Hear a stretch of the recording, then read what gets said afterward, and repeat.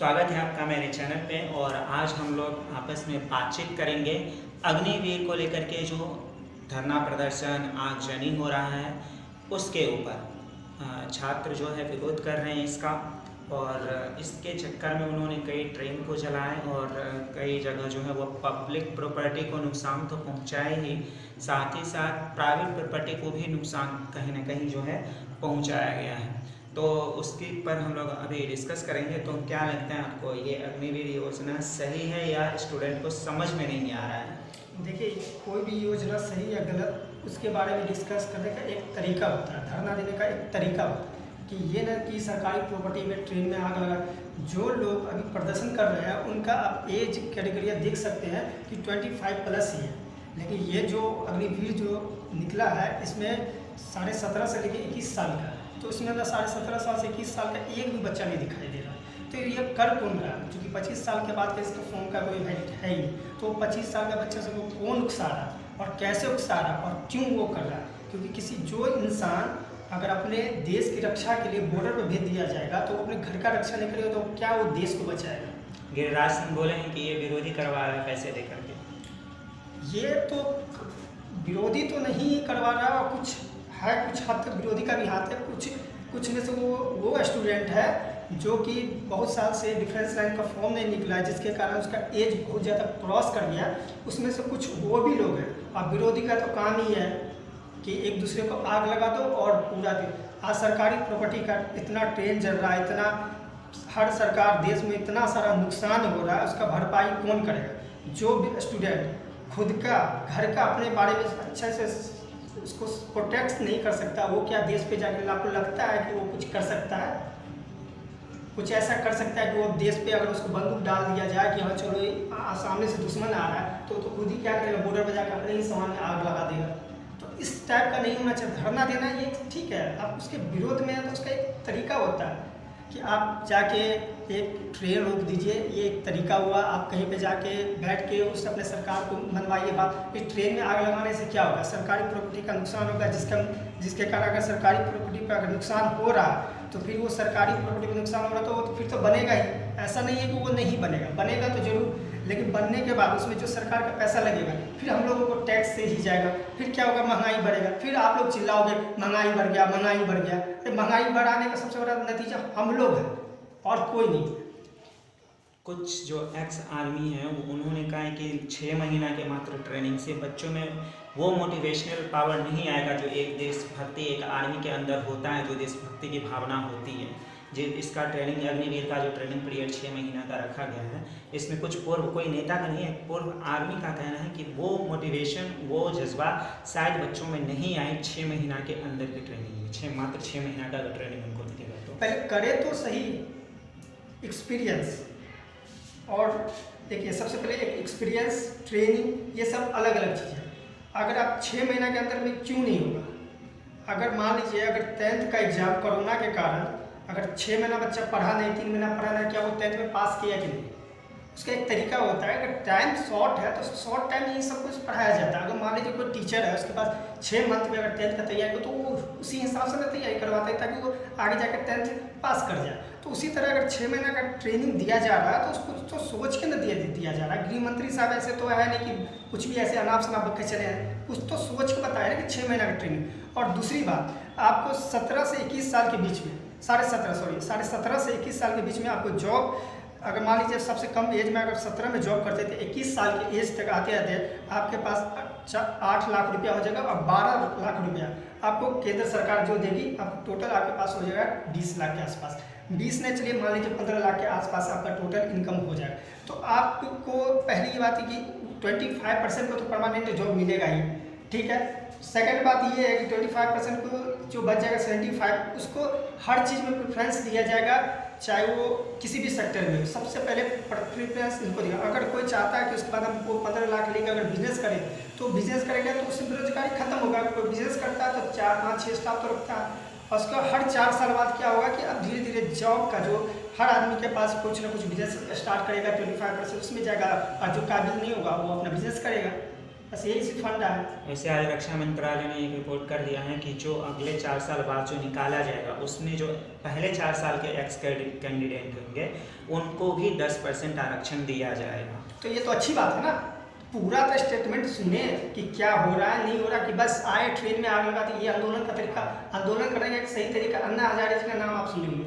और वो लोग आंदोलन करते थे किस टाइप से करते थे? क्या ट्रेन में आग लगाते थे? सुने कभी कि वो कहीं पर मारपीट कर रहे हैं, किसी दुकान को लूट गया, क्या पूरा देश में का जाम हो गया, ऐसा कुछ सुने? आंदोलन करने का एक तरीका होना चाहिए। और पूरा सरकार पलट दिया प्यार से आंदोलन करके। प्यार से आंदोलन। बीजेपी के जो सरकार आई कहीं ना कहीं उनका भी योगदान था। हाँ, लेकिन एक तरीका होना चाहिए ना कि आप चाहिएगा कि किसी महात्मा गांधी जी का कहना है कि कोई एक गाल पे थप्पड़ मारे तो दूसरे गाल पे बढ़ाना, ऐसा तो कोई नहीं कर सकता है। आज के डेट में नहीं कर सकता हूँ, हमको भी पता। लेकिन फिर भी अगर आपको लगता है कि हाँ ये कोई भी सरकार कुछ भी कर रही है, आपको लगता है गलत है, तो उसका प्रोटेस्ट करने का एक तरीका होना चाहिए। ये नहीं कि आप सरकारी संपत्ति को नुकसान पहुँचे। आज कितना ही आदमी का ट्रेन के कारण कोई शादी में नहीं आ पाया, किसी का बिजनेस चल रहा था, वो ट्रेन की बदौलत ही हम खुद वापस आए। आप खुद वापस आए, आप कहीं सूट वगैरह पे जा रहे थे, तो ये सब प्रॉब्लम जो फेस हो रहा है, कहीं ना कहीं सरकार को नुकसान हो रहा है। तो वो नुकसान देख नहीं रहे, बस ऐसे करें। 4 साल का टाइम दीजिए, आपके पास उतना इनकम हो जाएगा कि आप दूसरे काम कर सकते हैं। और अगले 4 साल के बाद आपको फिर से प्रेफरेंस मिलेगा, आप दोबारा करना चाहते हैं कर सकते हैं।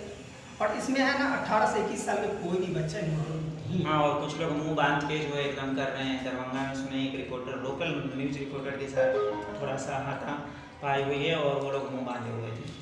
देखिए, उसमें तो कहीं ना कहीं विपक्ष का, तो आप जानते ही हैं, हम किसी पार्टी का नाम नहीं ले सकते, विपक्ष का इसमें क्या कहते हैं ना कि जब आग जल रहा हो तो उसे बुताना चाहिए। तो कहावत है ना, पड़ोसी के घर में आग लगे तो उसको बुताना ना और पेट्रोल डालना, तो वही हाल है। अगर कोई प्रस्ताव आती है तो उसको अच्छे से समझे, खुद उसको समझाएं, कि ना कि कुछ खुद भी ना समझे, दूसरे को भी ना समझे। जैसे कि आप सबको देख लीजिएगा, ट्रिपल तलाक पे क्या हो गया कि क्या स्टेटमेंट था, NRC, ये सब आप जैसे क्या उसमें कह रहा था, उसकी क्या समझाया गया। इतना दिन शाहीन बाग में भी प्रोटेस्ट किया कि नहीं, तरीका था। कहीं पे आग लगा, कुछ हुआ, प्रोटेस्ट करने का तरीका था। अब ट्रेन चलाना कोई तरीका है? इसमें कहीं ना कहीं इसमें विपक्ष और कुछ जो देशद्रोह उसको बोल सकते हैं, क्योंकि जो इंसान भारतीय, चाहे वो किसी की भी सरकार है, किसी भी सरकारी प्रॉपर्टी को अगर नुकसान पहुंचा रहा है तो समझिए वो गद्दार है।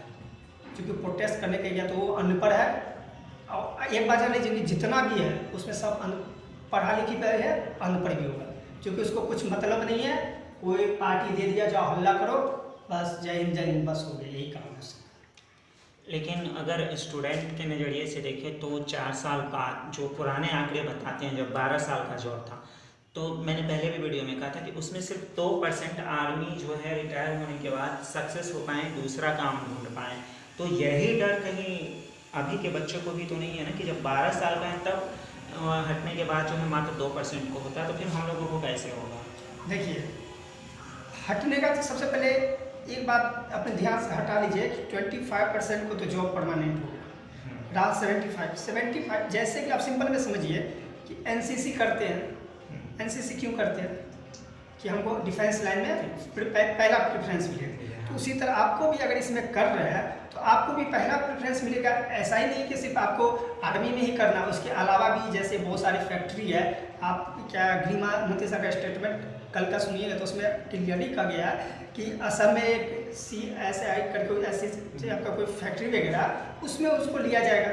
उसके बाद अगर आप 50% मतलब कि आपके पास तक 15-20 लाख हो गया तो आप बिजनेस करना था तो उस पर भी आपको प्रेफरेंस दिएगा। एक तो आपको 12 लाख रुपए केंद्र सरकार देगी, उसके बाद आपको 8 से 7 लाख रुपए आपका 4 साल में कमा लीजिएगा। उसके बाद भी केंद्र आपको सपोर्ट करेगी इस तरह के कि हाँ आप ये मतलब ये बिजनेस करना चाहते हैं, आपको पूरा प्रेफरेंस देगी। या कोई आप डिफेंस लाइन में कहीं भी, चाहे नेवी में जाइए या किसी भी सेक्टर में जाइए, आपको पहला प्रेफरेंस आपको मिलेगा। सपोज डेट अगर लोको पायलट यानी ट्रेन का जो ड्राइवर होता है, तो क्या आपको लगता है जो इंटर में आर्ट्स किया वो जा सकता है? जो साइंस से करता है या तो जो ITI किया होता है, तो ITI साइंस आदमी क्यों करता है?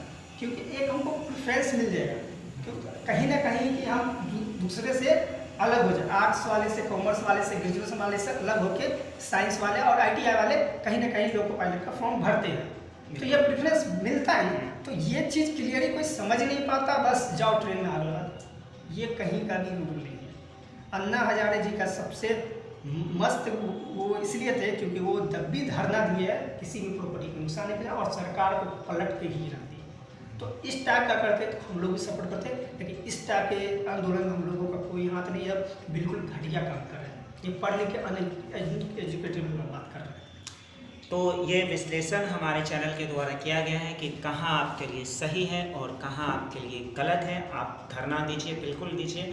अगर आपको लग रहा है कि गलत है तो आप बिल्कुल विरोध प्रदर्शन कीजिए, या फिर तरीका है उसका, या फिर आप फॉर्म मत भरिए, या फिर कोई अलग तरीके से प्रोटेस्ट, जैसे अभी इन्होंने कहा कि अन्ना हजारे ने सरकार पलट के रख दिया था एकदम शांतिपूर्ण वार्ता करके, तो आप भी कर सकते हैं। स्टूडेंट्स पावर है, आप उसको समझिए, लेकिन ट्रेन को मत चलाइए, स्टेशन पे तोड़फोड़ मत कीजिए, क्योंकि वो हमारी आपकी ही प्रॉपर्टी है।